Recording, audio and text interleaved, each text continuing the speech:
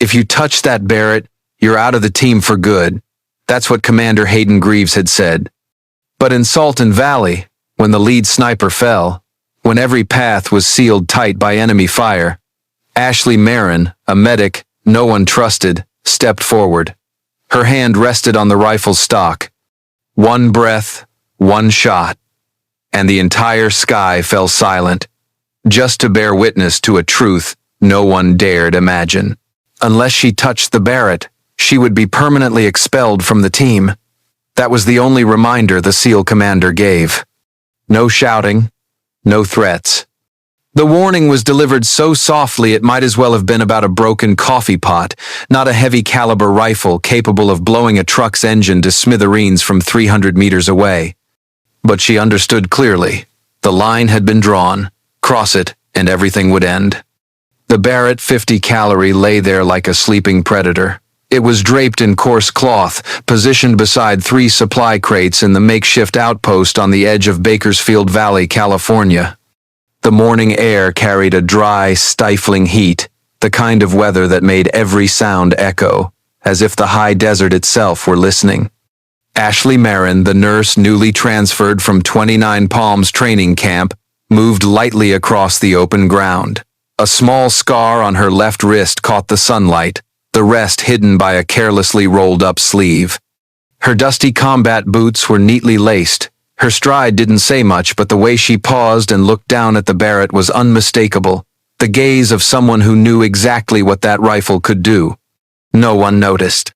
In the chaotic canvas of the field camp, the hum of helicopters, the crackle of radios, the half-hearted laughter of soldiers, a nurse stepping near a rifle, wasn't the kind of thing to raise eyebrows. Not until her fingers grazed the weapon's body. At that moment, the air seemed to freeze. She didn't touch the trigger. No rush. She simply rested her hand on the cold metal, as if touching a memory. And then, the memory came flooding back. The image of her father who once told her, "Some things aren't meant for you, not until the world runs out of people sane enough to hold them." She pulled off her glove. Her bare hand settled on the rifle's body. Gently, calmly, utterly human. The Barrett didn't resist. It just lay there, waiting as if it knew the one who'd stirred it wasn't a stranger. It all happened in less than 90 seconds. But for Ashley, it was the moment she stepped out of her safe zone. A zone she'd lived in for 4 years as a medic, patching up what others tore apart. Now, for the first time in ages, she faced the possibility that she could end things. And then, a thick plume of smoke rose from the other side of the valley, the first explosion. No one shouted, no one warned. But by instinct, everyone started rushing toward the pass. The primary gunners had already fallen back to the second line. The recon system was jammed. Before the commander could issue orders, the convoy took fire. Ashley crouched beside the Barrett. No one called her name. No one gave orders. She didn't ask for permission. In that fleeting moment between chaos and instinct, she racked the bolt. The first shot hit its mark. The second silenced the entire hillside. The Barrett roared. In the sky, the recon helicopter circled. The coordinator yelled into the radio, "Hold on! Who just fired?" No answer came.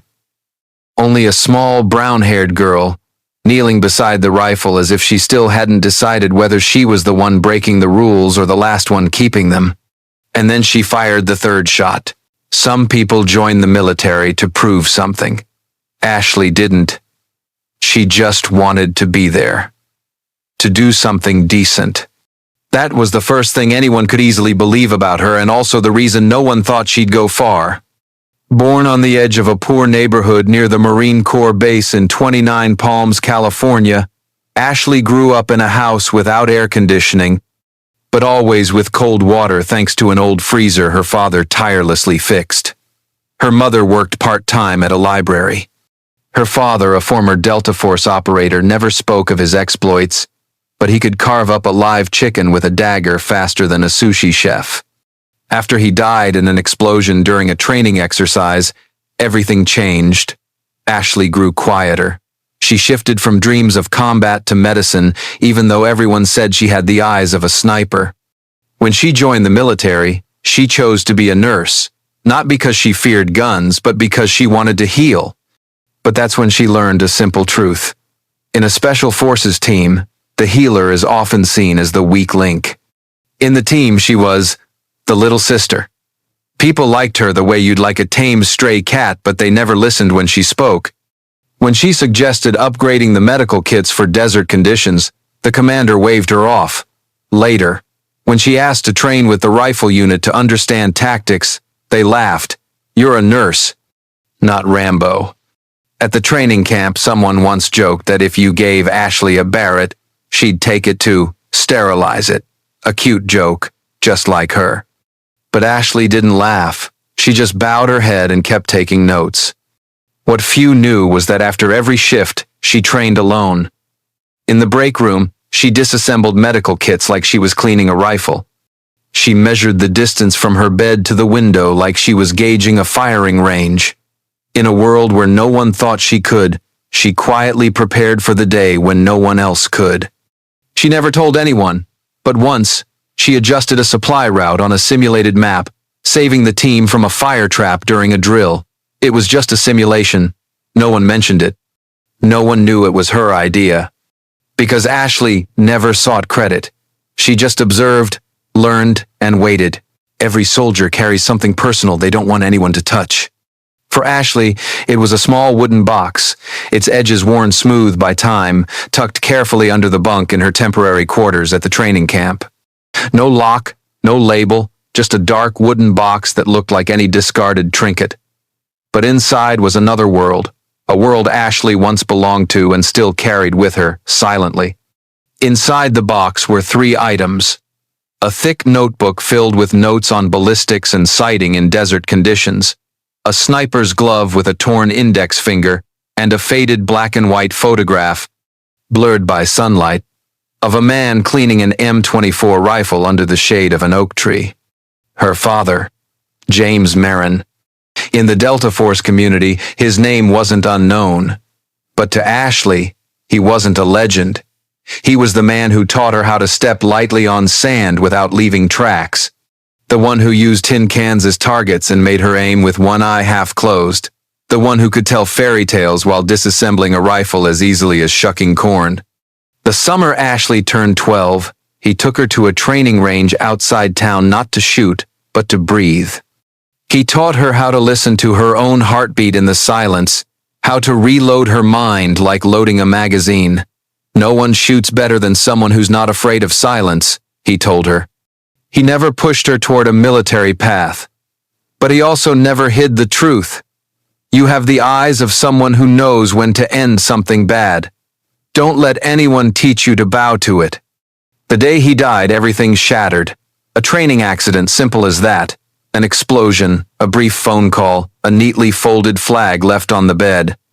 Her mother, a woman of few words, said only one thing when she saw Ashley clutching the old glove. "Promise me, child.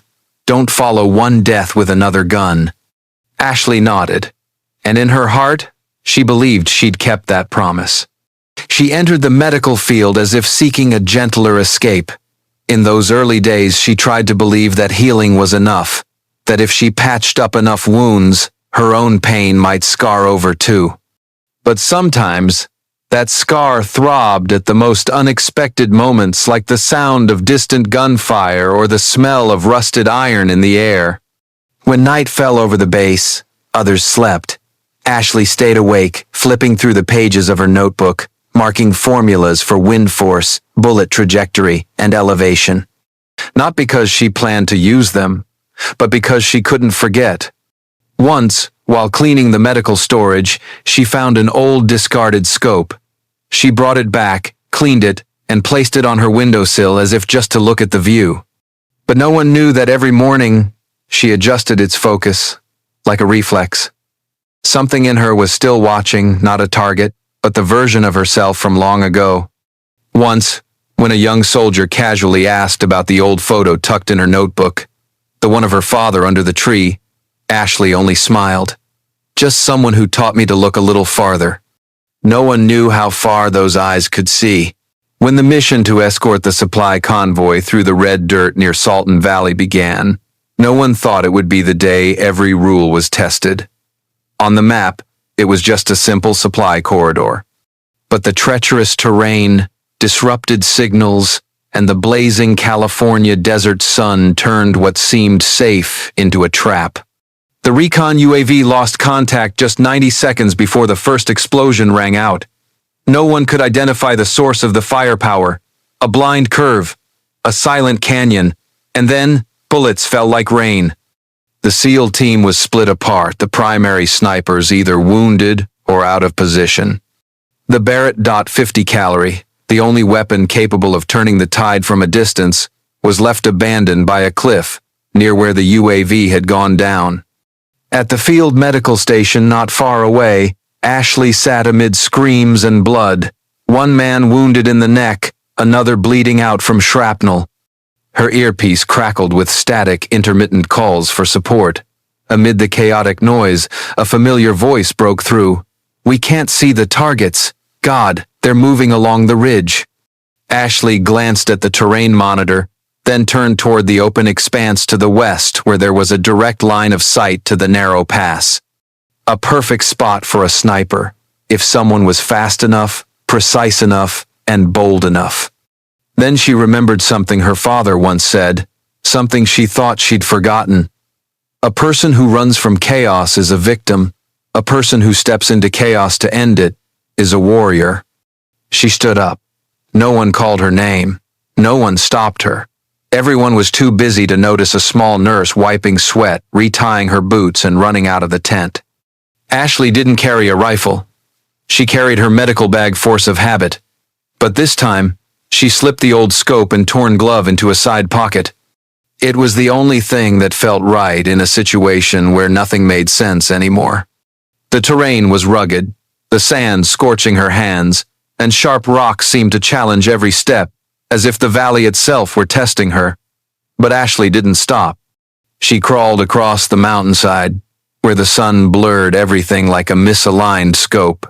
When she finally saw the Barrett lying amid dry dirt and spent casings, her heartbeat slowed. The rifle was covered in dust, ownerless, but not soulless. Ashley put on the glove. A small act, but to her it was like tying back an invisible thread severed long ago. She knelt, placing the scope on a makeshift wooden stand someone had hastily set up. She adjusted it by instinct. Every movement was precise, as if no time had passed since she last did this. The view was clear. Distance, 823 meters. Wind drifting left by 3 degrees. Ashley adjusted the elevation, breathing slowly. She saw the targets. 3 armed figures, preparing to launch grenades at the rear line. She held her breath, gently, no strain, no tremble. The first bullet left the barrel. A sharp, clean sound, nothing dramatic. But from that moment, the definition of the nurse would never be the same. Dear audience, grab a glass of water, take a moment to relax, and keep listening to the story. The twists are still to come. And please drop a comment below letting me know where you're watching from and what time it is for you. It's always a joy to see who's joining us from around the world. Drop a 1 in the comments if you find this story gripping, so we can keep bringing you more captivating tales. She lay prone behind the Barrett 50 calorie, as if she had belonged to it long before life forced her away. Her eyes locked into the scope. Everything ahead, the screams, the gunfire, the cries of the wounded dissolved. Only her breath remained. For the first time in years, Ashley's hands didn't tremble. No hesitation, no asking for permission. A deafening crack erupted from the hilltop. An enemy wielding an RPG was blasted from his position. In her earpiece, someone shouted, "Who just fired?" Vance the spotter had seen it all through the drone. He bolted upright in his seat, unable to believe his eyes. The only person kneeling behind the Barrett, covered in dust and blood, was Ashley. "Who gave you permission to shoot?" Vance whispered over the radio. not expecting a reply. Ashley didn't answer. She only adjusted her sight and pulled the trigger again. The second shot. The second target. The wind wasn't an issue. The range wasn't an issue. Only the lives of her teammates mattered, and the eyes that once learned to measure a pulse with her fingers were now reading the movements of death. The SEAL team below began their counterattack. Thanks to her precise shots, they regained control of the battlefield. A Humvee broke free from a crossfire, thanks to her eliminating a machine gunner holding the choke point. In 8 minutes, Ashley fired 5 shots, 4 hit their targets, 1 destroyed an enemy sensor. The remarkable part, she was still wearing her medic's armband. A wounded teammate groaned below. In the pause between shots, Ashley leapt down, bandaged the injury, administered fluids, set up a blood shield, and returned to her rifle position. Like a gust of wind, her movements were without waste. The hand that held a needle and the hand that held the trigger, neither ever stopped saving lives. A veteran sniper later recounted, "I used to think people like her didn't belong on the front line. That day, I saw how wrong I was." Greaves, watching from the command center, followed every move. He didn't order her to stop. He couldn't. Because if he did, he'd have to be the one to climb up there and take her place. And he knew full well he couldn't. She observed not just with her eyes, but with instinct. Each shot was a calculation of technique, medicine, and battlefield intuition. She didn't shoot to win, she shot to save lives. The battle ended as the sky turned toward dusk. The gunsmoke hadn't yet cleared, but the sweep teams confirmed no additional casualties in the convoy. An almost unthinkable achievement in that terrain. A commander exclaimed, "That's something I've never seen a nurse, saving lives with both hands, one to heal, one to fight." Vance, after confirming the area was secure, climbed to the hilltop. He found her sitting there, shoulders relaxed, head resting lightly against the Barrett as if asleep, not from exhaustion, but because she was at peace. He sat beside her, glancing at the rifle, then at her. "I thought you weren't allowed to touch it." Ashley gave a faint smile, not looking at him. "So did I." A silence stretched between them, thicker than the gun smoke, but within it was acknowledgement, quiet, yet undeniable. As they descended the hill, her teammates didn't look at her with surprise. They looked at her with gratitude. That night, when everything grew quiet, Ashley sat alone under the moonlight and wrote a few lines in her old medical notebook. She didn't write about the Barrett or the enemy. She only wrote, "Today I used everything I knew to keep others breathing, whether with a needle or a bullet." The news spread through the camp just hours after the convoy returned safely from Salton Valley. No one fell. Not a single vehicle was lost. But what set everyone abuzz wasn't the mission's success, it was the identity of the person who fired the Barrett 50 caliber, saving the entire team from being wiped out. Ashley Marin. A nurse. No one believed it. No one expected it. Commander Hayden Greaves, a grizzled SEAL veteran with a limp from Fallujah, sat silently in the tactical room, staring at the screen replaying the battle's audio. Vance's voice came through the headset. "The shooter is medical. 3 times. Unchanging. Unmistakable." He recalled the moment weeks earlier when he'd looked Ashley in the eye and said, his voice near a threat, "If you touch that Barrett, you're out of the team for good." Now, that same Barrett had saved the team, and she was the one who pulled the trigger. The post-mission debrief that day was packed. Everyone was there not for the report, but out of curiosity. Ashley sat in the back row, silent. She looked as she always did, her medical fatigue still streaked with red dirt, sleeves rolled up to reveal her sun-darkened wrists. Nothing out of the ordinary. But the eyes fixed on her were different. Rico, a renowned SEAL sniper in the unit, stood up to speak first. He scratched his head, glanced around, then locked eyes with Ashley. "I thought you were doing medical," he said, his voice half laughing, half serious. "Didn't know you were out there wrestling with death." The room burst into laughter, not mocking laughter, but the kind filled with relief and respect, the laughter of people who'd stood at death's edge and returned whole, thanks to someone else. Vance spoke next. No humor this time. He simply said, "If it wasn't for Ashley's first shot, I probably wouldn't be sitting here." Greaves stood. No one interrupted him. He looked at Ashley, then pulled from his pocket a challenge coin bearing the symbol of an oak tree. "This coin was meant for a formal ceremony," he said. "But some people don't need fanfare to be recognized." He walked over and placed the coin on the table in front of Ashley. No cameras, no drums or trumpets, just a metal coin making a faint clink as it touched the table. But that sound carried more weight than any metal. After the meeting, no one called Ashley the nurse anymore. They called her by her name. Simple, quiet, but irreversible. The following week, during a combined medical tactical training session, Ashley was assigned as an observer for the sniper team. A recruit asked, "Is she even qualified?" The instructor merely turned, pointed to the new sniper's glove hanging on the medical bay door, and said, "She's the only one here who's pulled the trigger to save the whole team." The next day, that same soldier came to the medical bay, not for medicine but for advice. Ashley listened. She didn't say much. She didn't lecture like an officer. She just told stories about aiming, about breathing, and about what truly sets a soldier apart, not the force of pulling a trigger, but knowing when not to pull it. Every weekend afternoon, as the sun dipped behind the mountains beyond the base, Ashley swung the medical bay door wide open.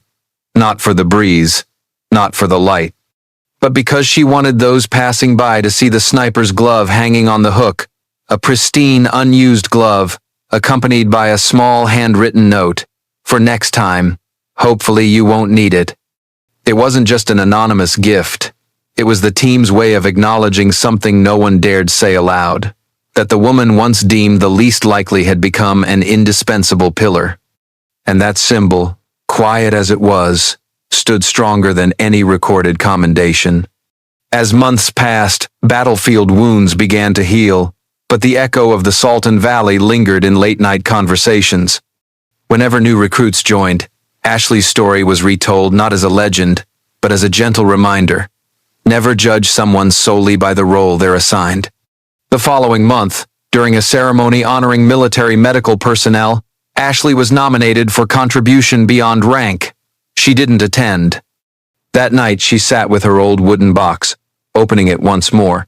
The photograph of her father under the oak tree still lay there, beside the glove with its torn finger from years past. But now, she placed the oak tree challenge coin, Commander Greaves's gift, inside as well. Gently, unseen by anyone. Not to preserve the past, but to close it fully. A person doesn't need to cling to victories if she knows she's still doing what's right. The next week, a group of young soldiers organized a tactical drill involving coordinated sniper and medical support. For the first time in the unit's history, they requested the lead instructor not be a veteran sharpshooter, but Petty Officer Ashley Marin. And no one objected. Not because she was a hero, but because they trusted she knew what was worth shooting and what was worth healing more. During one drill near dusk, when the wind shifted unexpectedly, a young soldier fumbled, unable to adjust in time. Ashley stepped forward, saying nothing. She knelt beside him, gently corrected his stance, adjusted the rifle's barrel with a light touch, and smiled a smile warm enough to ease tension but sharp enough to keep focus. The bullet left the barrel. The target was hit dead center. The soldier turned to thank her. She just nodded, then said softly, almost to herself, "The wind is never the problem. The problem is who's breathing beside you." It was something her father had said on a dusty training range, under an old oak tree. Now, that phrase became a quiet tradition within the team. That evening, in her simple quarters, Ashley took out her old ballistics notebook and flipped to the last page. Her fingers still bore faint calluses from days long gone, but the smell of gunpowder was absent. She wrote one more line. Today, Dad, I don't hear the bullets anymore. I only hear my teammates breathing steady. Under the dim glow of a yellow lamp, the page seemed to still. No one witnessed that moment, but it was the instant when the symbols of war, the Barrett, the coin, the glove, were closed by the breath of life. The next morning, someone noticed another sniper's glove hanging beside the old one on the medical bay door. No note, no one claimed it. But the entire base understood. Sometimes, respect doesn't need words, it only needs action. And you, my dear audience, brace yourselves for the next twist in this jaw-dropping story.